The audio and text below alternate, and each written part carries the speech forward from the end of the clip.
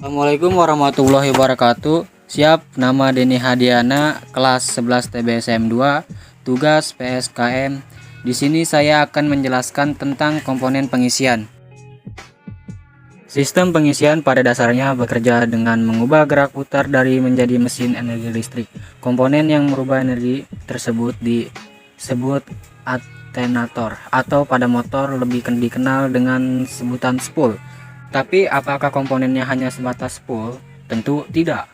Sama halnya dengan pengisian mobil, sistem pengisian pada sepeda motor juga terdiri dari dapat banyak komponen yang bekerja agar kebutuhan listrik pada motor dapat terpenuhi secara berkelanjut.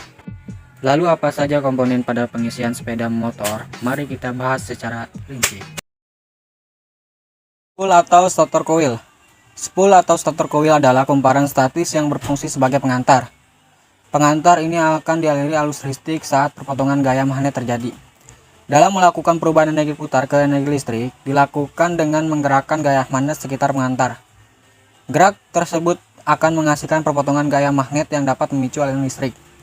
Ada dua komponen utama, yakni penyedia magnet dan pengantar stator coil, berperan sebagai pengantar. Bentuk spool pada motor berada di dalam magnet rotor, seperti pada gambar desain. Seperti ini kemungkinan pemakaian ruang lebih minimalisasi sehingga cocok untuk motor yang memiliki ruang terbatas. Apabila stator berfungsi sebagai pengantar, maka rotor berfungsi sebagai penyedia medan magnet. Medan magnet pada rotor akan memotong menyentuh bagian stator coil. Ketika mesin diengkol, otomatis poros engkol akan berputar, dan karena rotor ini terletak pada ujung prosor engkol, maka rotor juga akan berputar. Putaran rotor ini akan menggerakkan garis gaya magnet yang sebelum ada. Pergerakan ini yang menimbulkan perpotongan garis gaya magnet. Kiprok adalah komponen yang berfungsi untuk meregulasi arus pengisian yang dihasilkan oleh spool.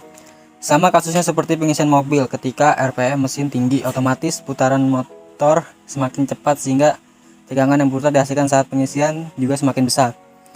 Kalau tegangan besar ini dihubungkan ke listrik kendaraan, resiko terbakar karena di luar dari kepastian tegangan yang disiapkan.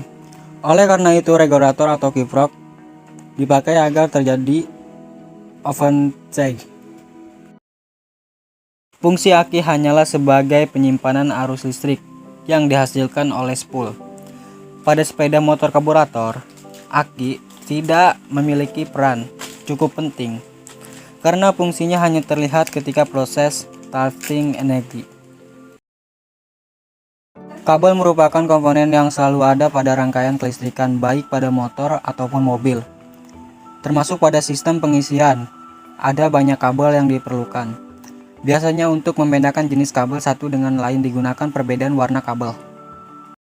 Sekian penjelasan dari saya. Apabila ada kekurangan atau salah kata, mohon maaf. Wassalamualaikum warahmatullahi wabarakatuh.